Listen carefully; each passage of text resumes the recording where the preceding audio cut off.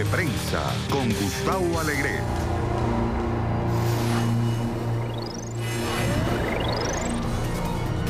¿Es realmente Nancy Pelosi la mujer que necesitan los demócratas para liderar el contrapeso a Trump en el Congreso? El presidente asegura que es necesaria una televisión global impulsada por Estados Unidos para hacer frente a CNN. ¿Una idea descabellada? El Brexit golpeará la economía británica, así lo dice la primera ministra Theresa May. Y mientras la película sobre la vida de Freddie Mercury da la vuelta al mundo, en las salas de cine venezolanas no pudo ser exhibida. Aquí comienza Club de Prensa con Gustavo Alegret. Club de Prensa es patrocinado por Tecnoglass, Allusions y Energía Solar IS Windows. Tiempo para el análisis de nuestros invitados sobre algunas de las cuestiones de la actualidad que marcan la agenda informativa del día. Hoy nos van a acompañar José López Zamorano, que es corresponsal jefe de la agencia Notimex en Washington. Pepe, buenos días. Buen día. Gracias por acompañarnos, bienvenido a Club de Prensa. Y con Ariel Mousatsos, que es analista político, exdiplomático y, sobre todo, corresponsal jefe de la cadena de televisión mexicana Televisa en Washington. Ariel, buenos días. ¿Cómo estás, Gustavo? Gracias. Gracias por estar también con nosotros. Quiero plantearles el análisis de una noticia que se producía en las últimas horas en el Congreso de Estados Unidos, y es que la veterana política Nancy Pelosi, 78 años, cualquiera diría, 78 años, y toda su carrera profesional casi dedicada a la política, primero en su estado al cual representa, California, y luego en el Congreso de los Estados Unidos. Pues bien, ha conseguido el visto bueno del caucus de los demócratas en el Capitolio para presidir la Cámara de Representantes. Es la primera votación que tenía que sortear, esto después de ver cómo el partido en las últimas elecciones legislativas de la renovación de la Cámara viraba más bien a la izquierda, y ha habido una serie de votos, 32 concretamente, que no le han dado apoyo, lo cual ha sido pues el reflejo de esa división que enfrenta el Partido Demócrata desde el punto de vista ideológico, y que con 203 sí consigue ser la candidata, pero ahora el 3 concretamente de enero va a tener que someter su candidatura al conjunto de la Cámara y necesitará 233 votos para 218 para conseguir ser la presidenta de la Cámara de Representantes. Ya lo fue y le tomaría el relevo a Paul Ryan. Pepe, ¿es la cara de Nancy Pelosi la que necesita el Partido Demócrata? No lo sé. Y la respuesta es ambigua, porque si algo tiene el actual liderazgo de la Cámara de Representantes es lo más cercano a una gerontocracia. Tienes a Nancy Pelosi de 78 años. Para que todos entiendan, gerontocracia viene de geriátrico, ¿no? De geriátrico, okay. Es un gobierno de los viejos. De los mayores. Ah, bueno. Llamémosle así, un gobierno de los mayores. El muy popular Steny Hoyer, demócrata de Maryland, tiene 79 años. El muy también popular, ¿no?, James Clyburn, que son los tres miembros del liderazgo demócrata por Carolina del Sur, está llegando a los 79 años. Incluso en el lado del Senado, Charles Schumer está ya rasguñando los 70. Dick Durbin, el número 2, el whip, que le llaman aquí el látigo, está en 74 años. Entonces, no solamente mucha gente percibe que en el partido hace falta un cambio generacional, sino que muchos de los demócratas que llegaron a sus escaños en las elecciones de medio término lo hicieron precisamente abandonando la idea de que ya se iban a oponer a Nancy Pelosi para darle oxígeno al partido, ¿no? La verdad es que Nancy Pelosi ha sido muy eficaz, y yo creo que especialmente en el último ciclo electoral hay que darle mérito al hecho de que no pescó el anzuelo de Donald Trump de convertir las elecciones en un referéndum sobre la migración. Para Nancy Pelosi había tres temas fundamentales: era la reforma de salud y la reforma de salud. Este último muy relevante. Fue muy disciplinado, más que los dos primeros. Fue muy disciplinado el mensaje de los demócratas y les permitió lograr un triunfo histórico, ¿no? 39 escaños en la Cámara de Representantes. Es verdad que la injerencia que tuvo el presidente maratónica en los últimos días en esta dinámica del cierre de campañas quizá amortiguó el golpe. Pudiera haberse llevado más. Recordemos que Obama perdió 63 en sus elecciones intermedias, pero la realidad es que se convertiría en la primera, no solo mujer, sino en reclamar, ¿no?, en volverse a convertir en presidenta de la Cámara de Representantes, y no es un asunto menor. Pero también es verdad que tanto Hoyer como ella llevan 16 años en el asiento del carro, ¿no? Entonces, ya estamos viendo, de hecho, que en los escaños inferiores de la nomenclatura ya perdió, por ejemplo, la señora Barbara Lee, 72 años, está ahora Jeffrey, que tiene 48, que para ellos es más o menos joven, Ray Ben Lujan, ya también 46 años está llegando. Entonces, sí me parece que si bien es verdad que Nancy Pelosi tiene credenciales para decir, yo merezco el liderazgo, yo puedo encabezar una cruzada efectiva contra las políticas de Donald Trump, desde su óptica muy liberal, muy progresista, pero también es verdad que creo que sí hace falta que llegue sangre nueva. Pero algunos le podrían decir, podrían objetar a ese reclamo de sangre nueva. Uno, la experiencia. La posición de presidente de la Cámara requiere de una altísima habilidad para saber los tiempos del Congreso, la introducción de leyes y conseguir una agenda legislativa exitosa. Y dos, la capacidad de Nancy Pelosi de recaudar fondos, lo cual es fundamental especialmente en las elecciones políticas en Estados Unidos, donde las carreras electorales son extraordinariamente caras. Ariel. Preguntaba si es la cara que los demócratas necesitan en este momento. Yo creo que es la que tienen. Y me quedo con esto último que decía Pepe para pasar pero a no lo puede que, ser que no haya nadie a más. lo que preguntabas. Eso es lo que yo también digo, pero a ver, de no ser Alexandra Ocasio-Cortez, yo no veo ninguna otra cara con el suficiente empuje dentro de los demócratas para poder retar a los liderazgos demócratas que hay en estos momentos. Seguimos escuchando a John Kerry, seguimos viendo si John Kerry se va a lanzar o no a la presidencia, si Hillary Clinton se va a lanzar o no otra vez. Está Biden pensándolo. Yo creo que en este momento la cara de Nancy Pelosi refleja muy bien la situación por la que están pasando los demócratas. Mucha experiencia, sí, pero por otro lado, como decía Pepe, pues no hay un relevo generacional.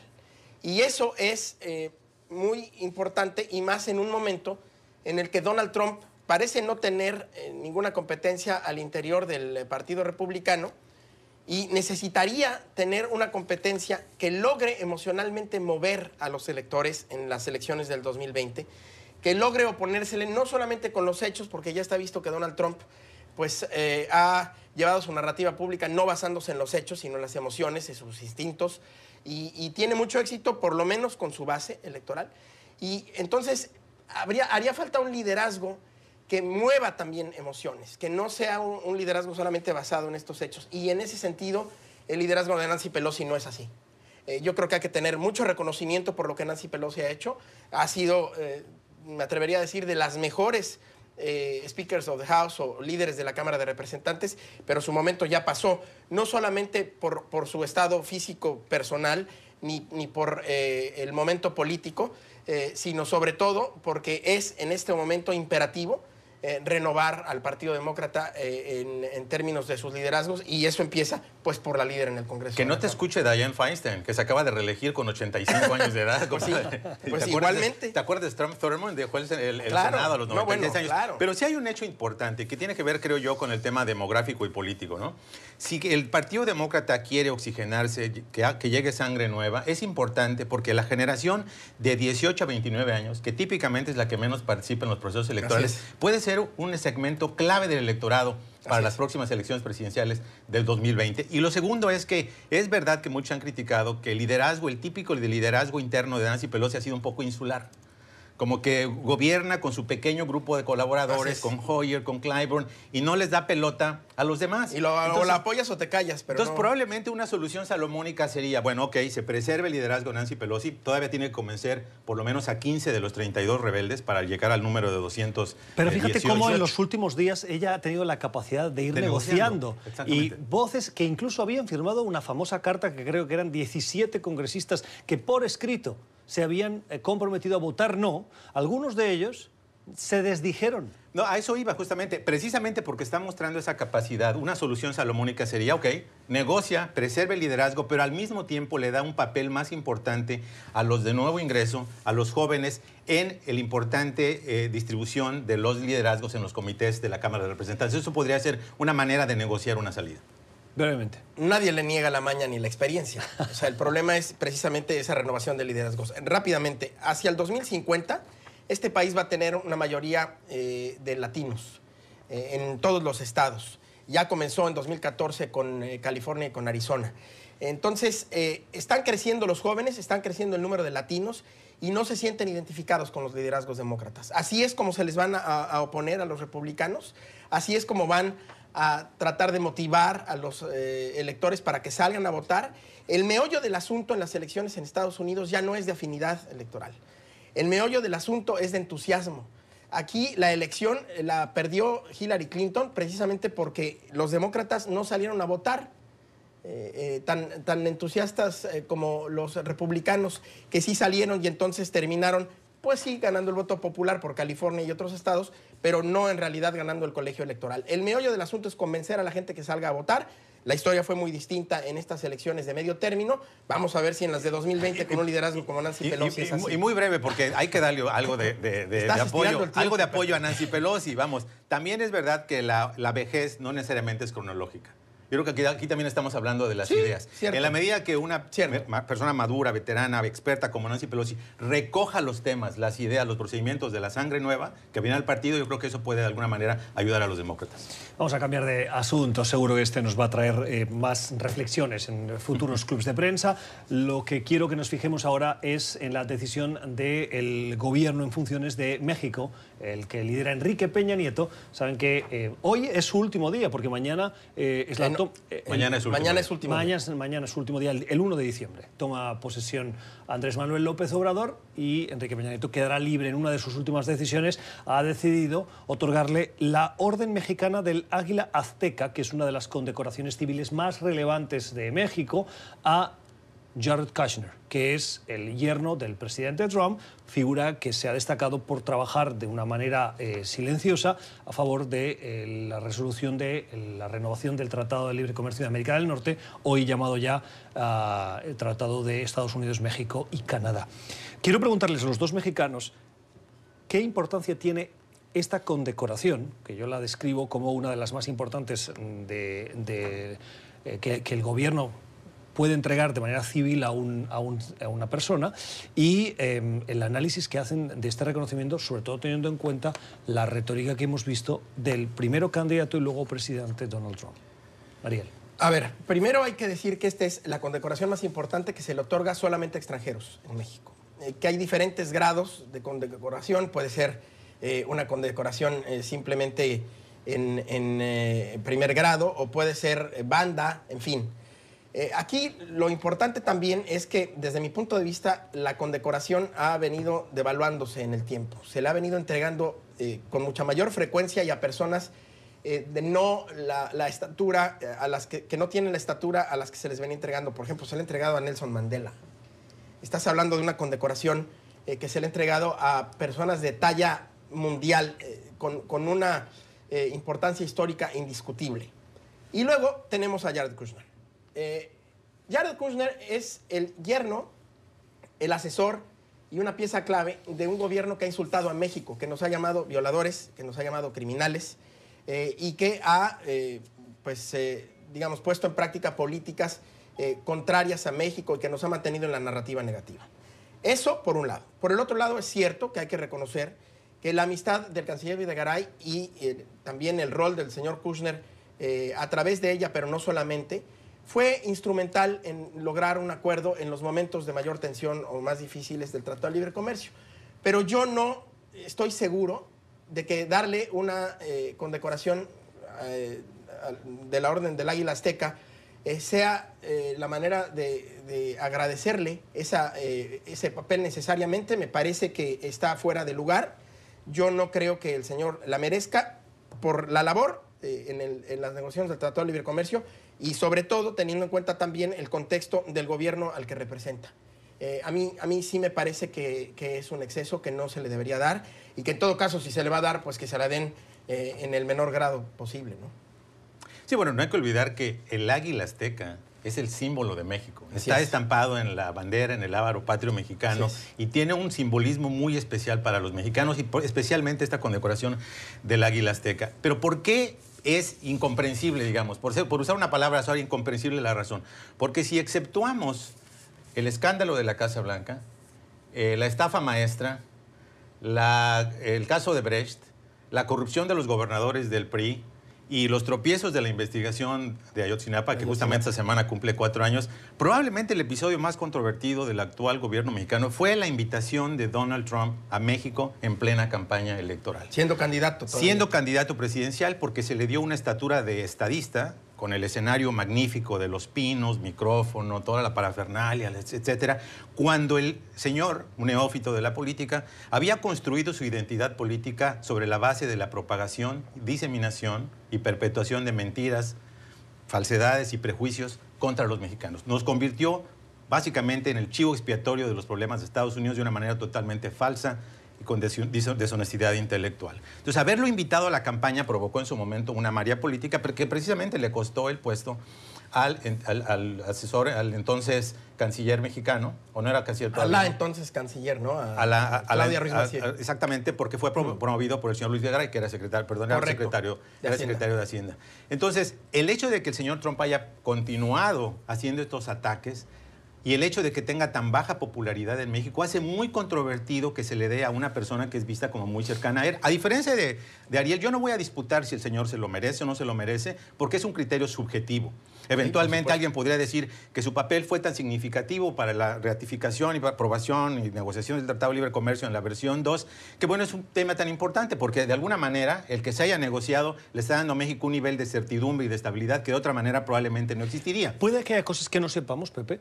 Pero déjame nada más continuar con este tema. Y aún así también creo en la narrativa de que no necesariamente los pecados del suegro se le tienen que añadir también, al yerno. Sí, por supuesto. Lo que es incomprensible, diría yo, es que se haga en este momento, ¿no?, cuando el gobierno saliente podría haber sellado con broche de oro, digamos, este gobierno, a pesar de que el presidente tiene 22% de popularidad, el presidente Peña Nieto, con la firma precisamente del Tratado de Libre Comercio Estados Unidos, México y Canadá, USMCA o TEMEC, como le quieras llamar, y de alguna manera proyectar su sexenio hasta enfrente. Ok, hubo controversias, pero esto es lo que dejamos, este legado, esas cosas positivas. Contrariamente, estamos metidos en este escándalo, controversia de si se lo merece o no se lo merece Jared Kushner. Por lo tanto, en el penúltimo día de su mandato, por lo tanto, es incomprensible. Yo estoy de acuerdo con Pepe en que el tema principal no es analizar si se lo merece o no, lo puse sobre la mesa, pero a mí lo que me parece más importante sería ver cuál es la tendencia en los últimos años, no solamente en la presente administración, que desde luego es probablemente en donde más esa tendencia se ha disminuido, pero ¿cuál es la tendencia a entregar esta condecoración? ¿A qué personas? ¿De qué nivel? ¿Y por haber hecho qué? Insisto, me parece que la condecoración del Águila Azteca se está devaluando.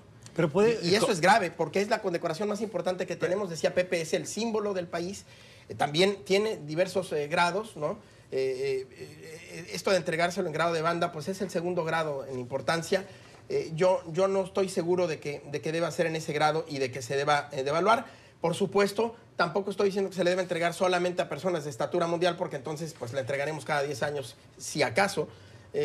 Pero sí que haya algún tipo de parámetros dentro de esta subjetividad y de estos criterios que se respeten. Y me parece que, aunque no se le puedan transmitir los pecados del suegro, pues evidentemente el señor Jared Kushner no lo hizo ni primordialmente ni únicamente por ayudar a México. Jared Kushner lo hizo ahí como representante de Estados Unidos, cree en la relación bilateral y yo creo que sí hay cosas de las que no estemos enterados, desde luego, pero también creo que hay ahí un ánimo importante de una relación de amistad entre el canciller Videgaray y el señor Kushner, que sin duda alguna también jugó un papel para otorgarle... Pepe, te veo ya con ganas de intervenir, pero quiero preguntarles, miren, las condecoraciones que otorgan los gobiernos, los estados, son herramientas diplomáticas, a nadie se le escapa.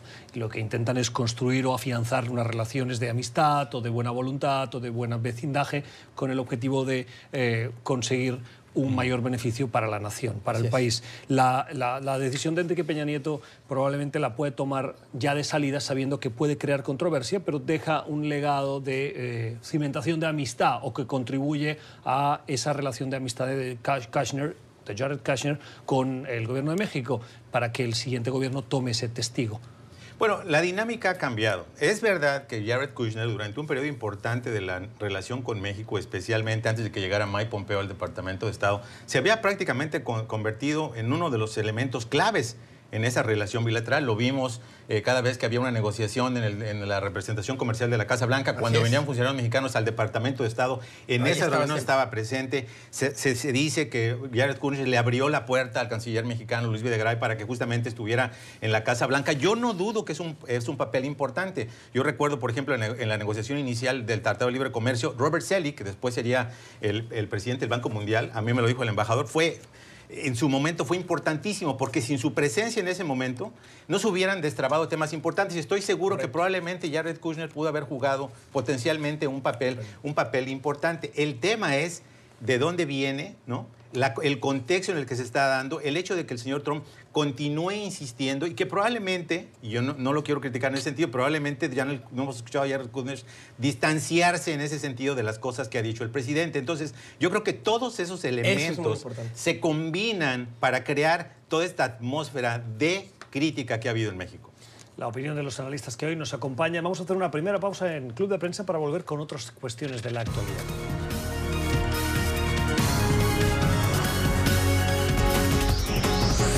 Ya regresamos con Club de Prensa.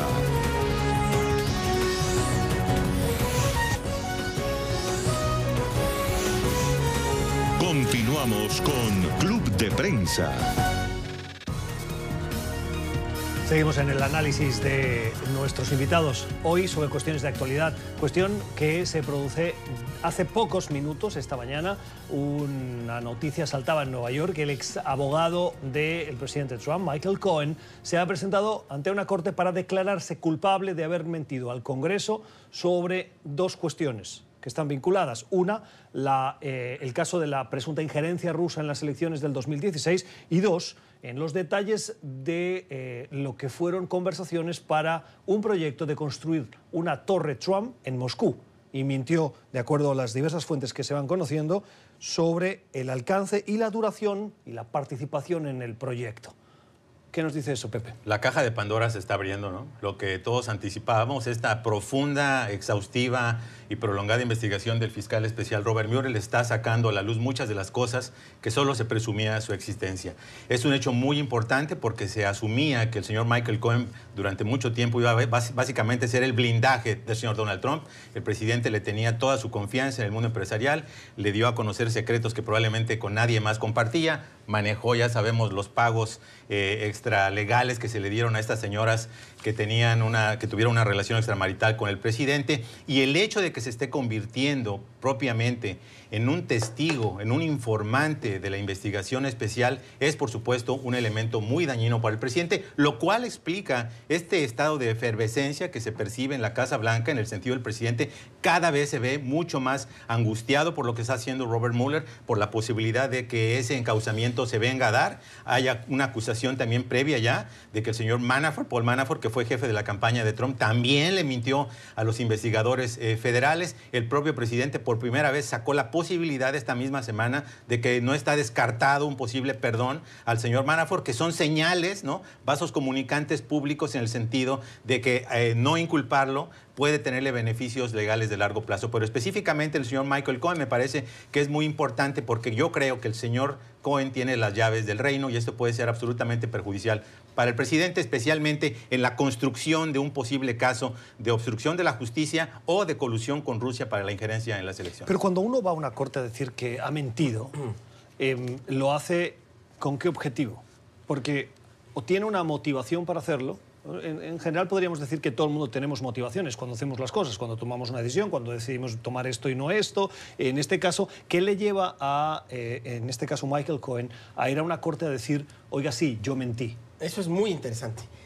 El señor Paul Manafort, que fue coordinador de campaña de Donald Trump, no ha hecho ningún acuerdo con el fiscal especial porque está esperanzado y mandando señales de que él no va a abrir la boca de más para ver si Trump lo perdona. Ese es el salvavidas de Paul Manafort. El salvavidas del señor Cohen es haber hecho un acuerdo con el fiscal especial y su motivación es precisamente, entre otras, esa. El decir, pues yo voy a librar la cárcel y el señor Paul Manafort a lo mejor no, porque para que el señor Paul Manafort sea perdonado, Donald Trump tiene que ser presidente cuando lo tenga que perdonar. Y me estoy poniendo en una circunstancia muy extrema. No se ve que por el momento vaya a haber un impeachment, un juicio político al presidente de Estados Unidos, pero nadie sabe, las cosas pueden dar un giro muy importante en el momento en que, como ya se sabe, el fiscal especial Mueller presente sus conclusiones. Se dice que ya está redactando las conclusiones finales prácticamente, que ya está en las últimas consignaciones, como se le conoce en México, los indictments, y entonces ahí es donde es muy importante, porque yo me estoy, como muchos periodistas, frotando las manos para ver qué tanto va a decir el señor Cohen sobre Donald Trump. Era el operador, era el que le hacía los trabajos sucios, era el confidente de Donald Trump, hasta el punto en que le dio pagos pues, a una actriz pornográfica y a una modelo de Playboy y a otras, para que mantuviese su silencio sobre una presunta relación. Violando así, además, dicen los expertos, las reglas electorales en la campaña de 2016. De toda suerte que a mí me parece que, como decía Pepe, el hecho de que Cohen vaya a hablar va a abrir la caja de Pandora, y esto, además se están abriendo varios frentes rápidamente. Se abre un frente con Manafort, otro frente con Cohen, otro frente con... Pero te voy a decir una cosa, en la apertura de muchos frentes, quien es un experto es Donald Trump. Por supuesto. Es cierto, es cierto. Pero o sea, no en el manejo de ese debate público, de la narrativa pública, pero no de lo legal. Parece que mejor, porque él lo sabe manejar muy bien para canalizar el análisis. Hasta cierto punto. Legal, solo una precisión en la exposición que hizo Ariel. Ya había aceptado Paul Manafort cooperar con los fiscales. Sí, pero ya no.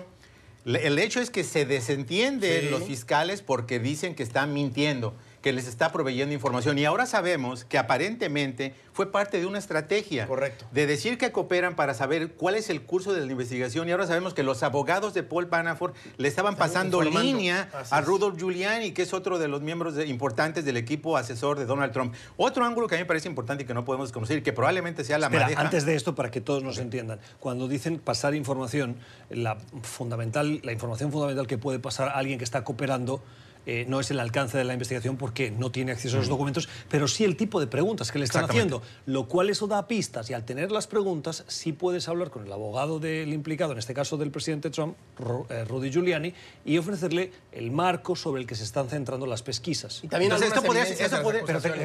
que acabe el punto. Pero eso podría ser una estrategia maestra en el caso de Paul Manafort, es decir, coopero con los fiscales, miento para informarme de cómo va la investigación, le paso la línea al presidente con la expectativa de que me perdone. Pero decía que probablemente el ángulo donde se va a desmadejar este asunto va a ser Wikileaks.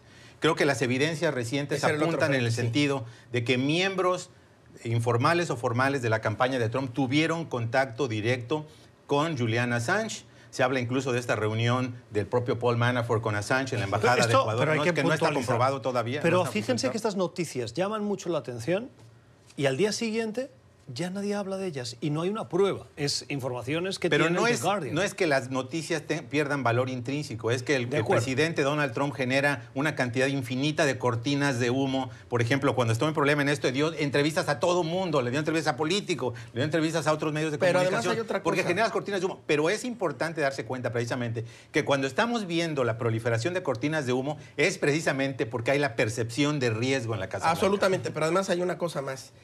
Están ustedes hablando de la parte de la narrativa pública, y yo estoy de acuerdo con ustedes. En la parte de la narrativa pública, Trump hace estas cortinas de humo porque tiene miedo y porque tiene cosas que esconder probablemente, no sabemos.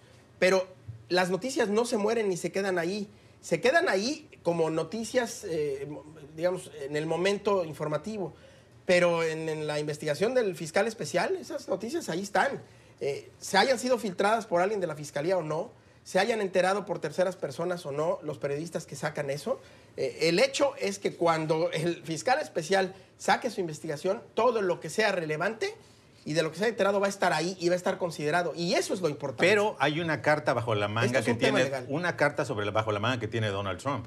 Con la designación de Matt Whitaker como fiscal interino, Matt Whitaker va a tomar la decisión sobre si el informe de Robert Mueller se hace público o no se hace público, y sobre si se procede con un encauzamiento o una acusación formal contra los posibles implicados. Entonces, aquí está el juego manejándose a un nivel muy diferente, porque entonces sería un asunto político. Si asumas a esto con lo que empezamos hablando del programa, que es la mayoría demócrata en la Cámara de Representantes, estamos en lo que podría ser, si se llegara a ese escenario, de una verdadera crisis constitucional, donde el fiscal interino diga no se hace público, no encauzo, y la Cámara lo reclame y pidan que se haga alguna acción legal o incluso aprobación de una ley para que se dé a conocer públicamente. Entonces, todavía no sabemos hasta dónde puede llegar, pero definitivamente el curso que está tomando puede ser potencialmente explosivo. Se podría dar el caso, como sucedió con la investigación que se llevó a cabo con el juez Brett Kavanaugh y las presuntas acusaciones o las presuntas acosos de Kavanaugh durante su adolescencia o su juventud, y que el informe fuera entregado al Congreso en una sola copia para ser visto en una sala única y bajo control y vigilancia, de tal manera que eso contribuiría a que las dos narrativas que seguro se van a generar, la de que el informe no es sustancial y la de que el informe sí lo es, y mantener el debate, que es el mismo debate que tenemos ahora. Pero hay un momento político distinto. Estamos con una Cámara de Representantes que ya es demócrata y que puede influir mucho más que la anterior en un momento de decisión de acuerdo a los resultados de si se hace público o no. Y eso hace toda la diferencia, porque aunque no se haga público, si los representantes leen que allí hay un delito que perseguir y que el presidente verdaderamente tuvo... La colusión no es un delito, eso hay que decirlo, pero que conspiró o que defraudó o que hubo algún otro tipo de delito que perseguir, ahí no duden que los representantes no solamente los van a perseguir y a empujar porque les conviene, además políticamente, no solo porque es su obligación, sino porque además van a terminar por filtrar y por presionar a los senadores republicanos. Y no hay que olvidar que el arma de los demócratas es el juicio político. Ese es. Y para el inicio del proceso de juicio político, cualquier crimen que la mayoría de la Cámara de Representantes considera que es un delito suficientemente serio y no tiene que ser traición a la patria, tienen los elementos para perseguir el juicio político. Como con Clinton. Sí, yo sigo siendo muy escéptico sobre la posibilidad de que haya un juicio político y de la conveniencia que estratégicamente puedan tener los demócratas en avanzarlo. Porque el riesgo de un juicio político, además de la complicación que tiene de cara a las elecciones del 2020, si el presidente Trump se volviera a presentar y ganase a pesar de todo eso, como le pasó a Clinton con los republicanos, tendría un coste mucho más Lo dijo alto. muy bien Mitch McConnell: cuando nosotros perseguimos el juicio político, nosotros fuimos los que perdimos políticamente, y Bill Clinton se fortaleció. Sí, exacto. Una nueva noticia para esta mesa de debate. En las últimas horas, el presidente, en su animadversión o su mala relación con los medios de comunicación, ha soltado muy probablemente una nueva cortina de humo, pero en cualquier caso es relevante que la conversemos, y es la posibilidad, dice Trump, de que Estados Unidos impulse una televisión global como contrapeso a la televisión global que hoy tiene Estados Unidos, que es CNN. Algunas voces le dicen, oiga, eso no hace falta que lo cree, porque ya tiene Voice of America. Eso es.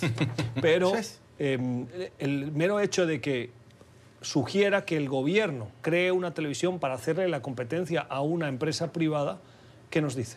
Bueno, a Trump, desde antes de ganar la presidencia, le entusiasmaba mucho y se rumoró con bastantes bases que tenía la intención de hacer una Trump TV, un proyecto de televisión de Trump. Él siempre le ha entusiasmado la televisión, es un animal televisivo por encima de radiofónico o de prensa escrita, y yo creo que esta idea de hacer una televisión, que no dudo que hasta incluso le vaya a poner Trump TV o algo por el estilo, no lo dejarían, pero él quisiera, pues la tenga y la haga. No creo que él haya visto Voice of America en su vida, probablemente. Alguien le habrá dicho que existe. Habría que darle un giro muy importante a Voice of America si eso es lo que quiere hacer. Pero esto es posiblemente una cortina de humo, por un lado, pero por el otro lado puede ser una propuesta muy seria. Y quizá sea de las propuestas más serias que Trump pueda presentar por el interés personal que tiene en una televisión y en la narrativa y lo que le ayudaría hacia el 2020. No solamente, ya no tendría solamente su cuenta de Twitter que tiene más de 30 millones de seguidores, sino que ya tendría una televisión que él controlaría. Pero hay una salvedad aquí, que es que los procesos para el uso de recursos públicos y crear una televisión no es una cuestión de y menos con par una Cámara de millones de Representantes dólares. Es que la Cámara de Representantes tendría que aprobar el Exactamente. presupuesto. No va a haber Trump TV, No va a no haber. tiene intención de hacer Trump TV ni de hacer una cadena global, es nuevamente una cortina de humo. Nadie ve Voice of America hasta donde yo sé. Si alguno de ustedes la ha visto, pues denme alguna idea. Y con la popularidad, o mejor dicho, impopularidad que tiene el presidente a nivel global, por ejemplo, en México tiene 6%. Yo quiero preguntarme, ¿quién iba a ver Trump TV? Los que quieren ver a Trump ya tienen Fox News, no necesitan otra televisora. No hay manera de competir en términos de credibilidad, porque básicamente, si exceptuamos quizá a Israel, el presidente es impopular en cualquier otra parte del universo. Yo creo que incluso en la estratosfera. No estoy de acuerdo. No tendría los elementos. Cada vez que hablamos de estas ocurrencias, dejamos justamente de hablar Le hacemos de el lo juego a Trump. importante. Le hacemos Eso el sí es juego cierto. a Trump. Porque Totalmente. fundamentalmente forma parte de esta campaña, de esta guerra de baja o alta intensidad que tiene, como bien dijiste al principio, contra los medios informativos. Busca nuevamente arrojar credibilidad. CNN, The Washington Post y The New York Times están haciendo un trabajo ejemplar justamente en investigar y obtener información de lo que realmente importa, de lo que está ocurriendo en la Casa Blanca en Estados Unidos. Para mí la parte más relevante de esa estrategia es la que reveló en una conversación una periodista del programa 60 Minutos, 60 Minutes, cuando Trump era candidato y ganó la presidencia de los Estados Unidos y era el presidente electo. Y la entrevistó 60 Minutes y en una conversación previa al inicio de la entrevista, la periodista le dijo, ¿va a disminuir los ataques a la prensa? ¿Por qué lo hace? Y Donald Trump, de manera informal, suelto, relajado, no teniendo la cámara delante, dijo, porque mire, si yo consigo que ustedes sean vistos de manera negativa por el público en general, cuando publiquen cosas positivas estará bien, pero cuando publiquen cosas negativas, aunque sean ciertas, la gente les va a poner la sombra de duda.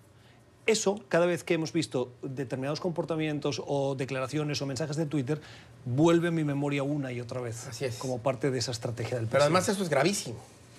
Porque si tú saboteas y golpeas a los medios de comunicación de un país y terminas con su credibilidad, al final te estás dando un tiro en el Pero pie. eso parte de la premisa de que a Trump le importa el país, o le importa el partido, Bueno, o, yo le creo que importa eso ya- o le importa la yo creo que eso institución. ya- A yo creo que Donald eso ya- Trump le ya importa es Donald aventurado, Trump.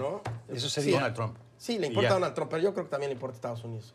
Porque Estados Unidos es al final el país que está liderando. Está relacionado directamente con su ego. Si fuera así, yo creo que no estaría socavando lo que son instituciones importantísimas, empezando por el aparato judicial, No, la por propia supuesto. presidencia, la Casa Lo está Blanca haciendo a su y los pa- medios No, yo no informativos, digo que- todos los cuales son pilares importantes Lo de un está haciendo a país su democrático. manera. Lo está haciendo a su manera. Socavándolos, no fortaleciendo. Pues sí, pero Estados Unidos es lo que Donald Trump está gobernando y a través de lo cual va a demostrar que él es el mejor presidente de la Pasaste historia. de detractor a apoyador de No, yo no en el estoy curso del apoyándolo, programa. no, estoy explicando. Tenemos que hacer una pausa, pero muy probablemente el debate tendría que centrarse más en si le interesa a Estados Unidos como fin o como medio. Yo diría que sí le interesa a Estados Unidos, pero el debate Sí. creo que es si por encima de Estados Unidos está su ego, su figura y su éxito, Yo creo que o si su exactamente. éxito está para beneficiar a Estados Unidos como último estadio. No, yo creo que y lo ahí es primero. donde Exactamente, en la medida Pero que le que, importa, en la medida sí que le sus importa. acciones Sí, claro que le políticas o importa. prácticas tienen un efecto positivo para el país y para él, son buenas para él. Eso es. El debate de nuestros analistas, hoy con Ariel Mousatsos y con José López Zamorano. Nueva pausa y regresamos.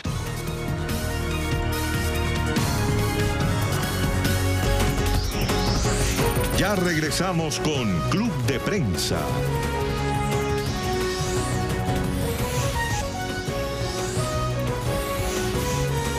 Continuamos con Club de Prensa.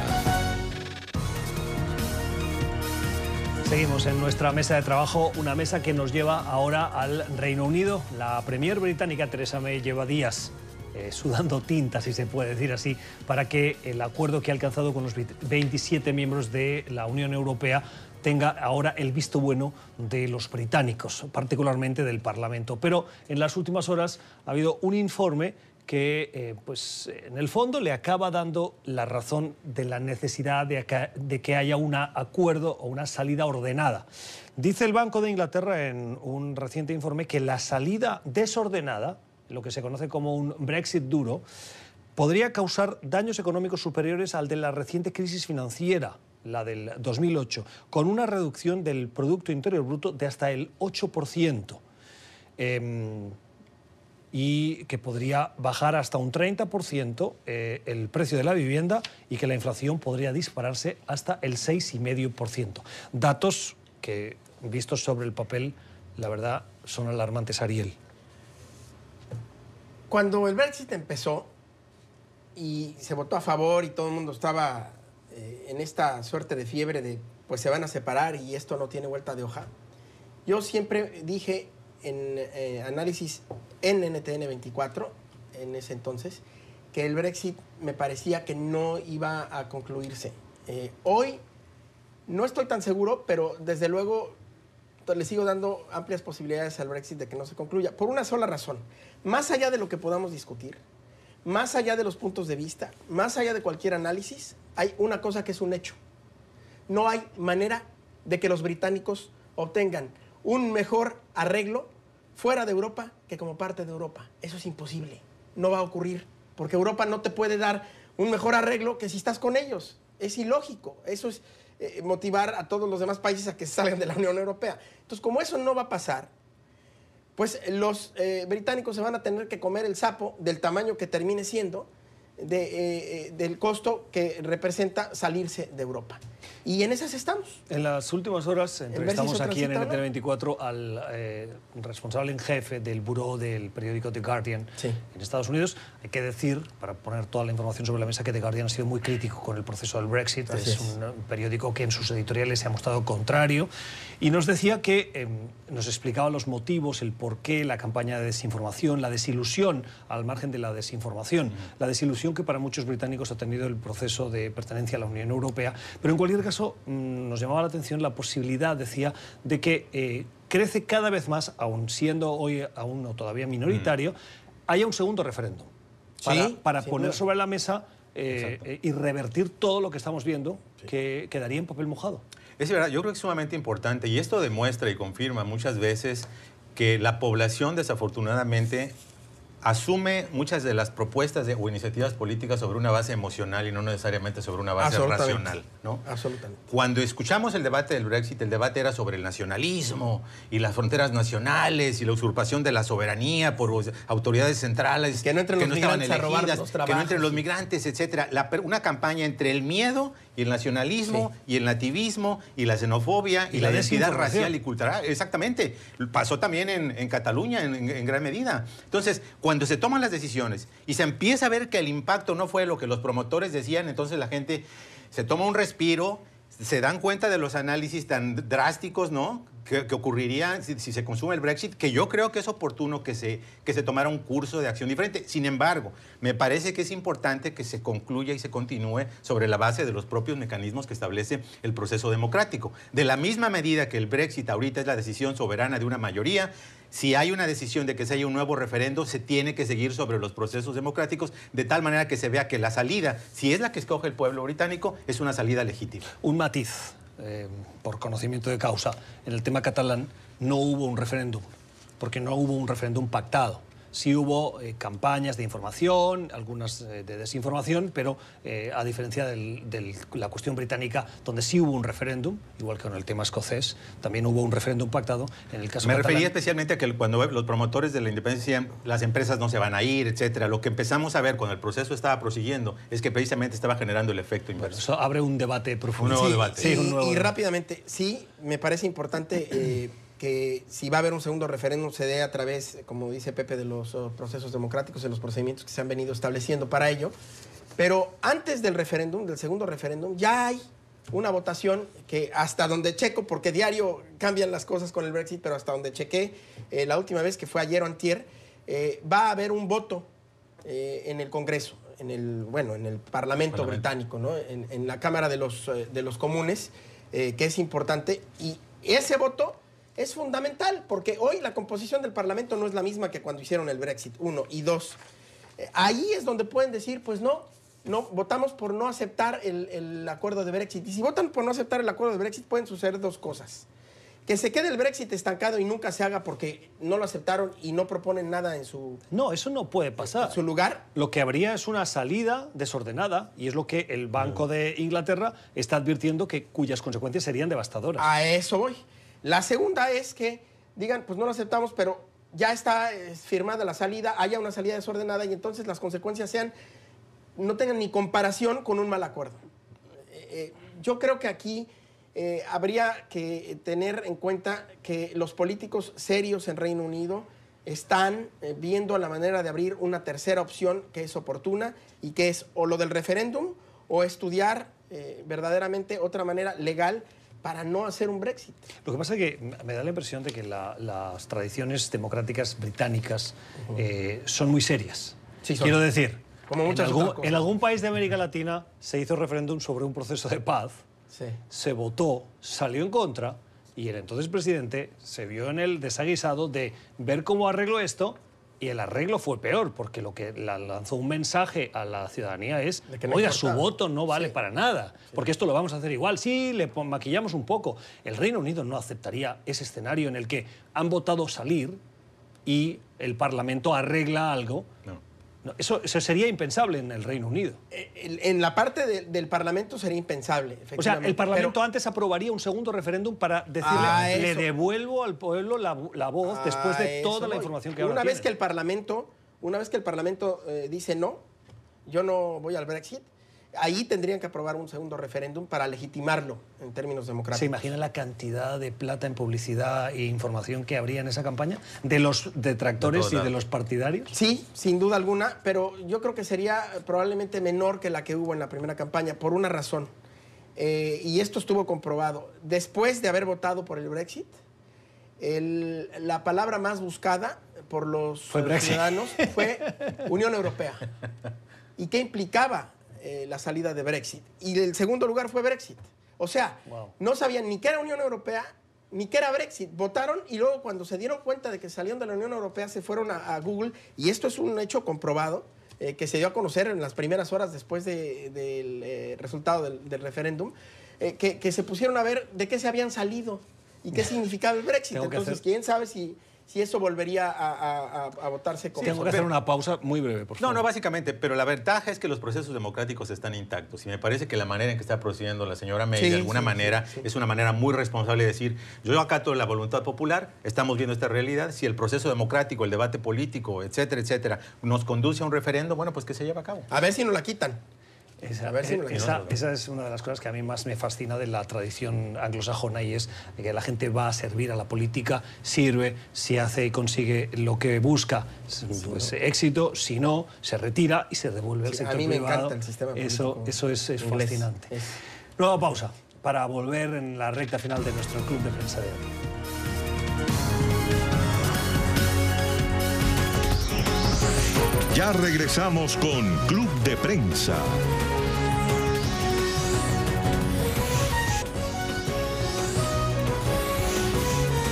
Continuamos con Club de Prensa. Un minuto para terminar este programa de hoy, pero lo hacemos hablando de cine, de música también. Se acaba de estrenar una película que conmemora, que recuerda a la famosa banda británica Queen, en la que el cantante Freddie Mercury era la estrella principal. La película se llama Bohemian Rhapsody, que toma el nombre de uno de los LPs más populares de esta banda británica. Es curioso porque Bohemian Rhapsody ha llegado a América Latina, pero no a Venezuela. Y hoy leía que Queen, en sus giras internacionales, la primera que hizo América Latina fue a Venezuela, México, Brasil y Argentina. Se puso un sombrero de charro en México. Y, Sí. y hoy esa película no puede verse en Venezuela. Bueno, hay que ver con la crisis económica que existe en Venezuela, cuando la prioridad es alimentarse, la gente gana una cantidad mínima de dinero cuando tiene un trabajo formal. Ir al cine cuesta en este momento entre 400 y 800 bolívares. Entonces yo creo que hay un desincentivo absoluto por parte de las empresas distribuidoras de películas de llevar sus productos a un país donde efectivamente no hay dinero y no alcanza la economía de escala para que sea redituable. Y precisamente cuando hay una crisis tan profunda, a veces el cine es una escapatoria para A salir. eso. O sea, lo debería promover el gobierno. No, a eso. Vamos a Yo creo que esto es un poco como lo que sucedía en Cuba o lo que sucedía en la Unión Soviética, Tampoco va a Cuba. Que le da, tampoco va a Cuba. Que a la gente, estando en un régimen tan controlador y tan autoritario, y estando en una situación económica pues verdaderamente desesperada, mostrarle que hay un mundo afuera en el que se pueden divertir, como mostraría esta película o algunas otras, pues es verdaderamente algo que termina por afectar al régimen y que terminaría por motivar a la gente a que se mueva a la oposición, y eso no lo quiere, por supuesto. Tiempo para la despedida con hoy en esta mesa de trabajo el Club de Prensa Ariel Mousatsos y José López Zamorano. Gracias a ustedes por habernos acompañado. Les deseamos una feliz jornada. Regresamos mañana.